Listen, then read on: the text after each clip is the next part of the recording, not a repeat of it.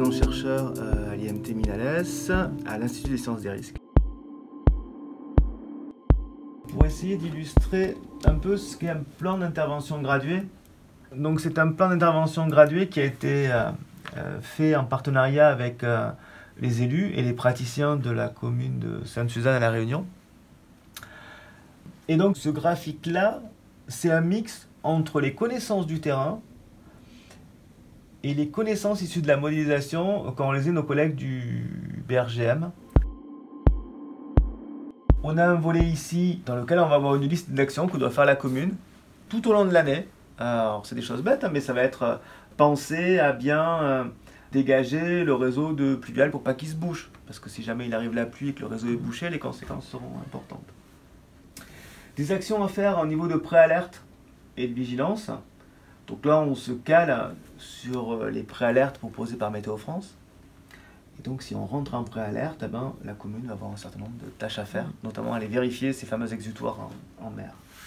Et puis on attaque les niveaux de plan. Alors, c'est là qu'on voit vraiment que c'est une... Parce que jamais un modélisateur n'aurait fait un plan de ce type-là, parce qu'on voit un plan cru qui commence, puis après 2 plans de ruissellement, un plan de submersion marine, et puis on reprend sur un plan cru 2 orange, donc plus important que le premier, etc. Il se trouve que, en théorie, on peut penser que quand il pleut, ça va commencer à ruisseler, et puis après on va avoir une crue. La configuration de Sainte-Suzanne fait qu'on commence à avoir une crue, en règle générale, tout simplement parce que la Réunion est une île très montagneuse, c'est peu de le dire. C'est qu'en général, il a plu sur les hauts bien avant, donc on commence à voir arriver la crue. Et c'est après qu'on va avoir le ruissellement lié aux précipitations. Donc par exemple, pour ces plans ruissellement, la commune a des actions à mettre en œuvre en termes de barriérage et d'information de la population essentiellement. Et puis ça continue, on sait que par exemple le plan submersion 1, grâce au BRGM, on sait qu'à partir de 8 mètres de vague, de hauteur de vague, on va avoir les premiers débordements, etc., etc. Et donc la commune, avec quelques petits indicateurs tout simples, elle peut arriver à se situer dans cet organigramme et à prendre les décisions et les actions qui vont s'imposer.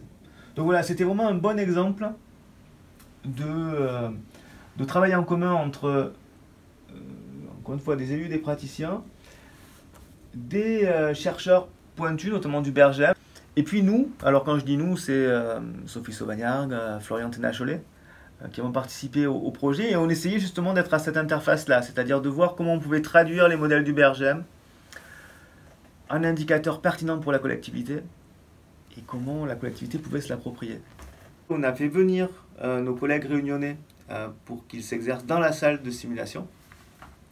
Et puis on a fait le match retour, c'est-à-dire qu'on est allé organiser un exercice avec tous leurs collègues dans leurs locaux, ce qui, pour le coup, était un peu plus opérationnel pour eux.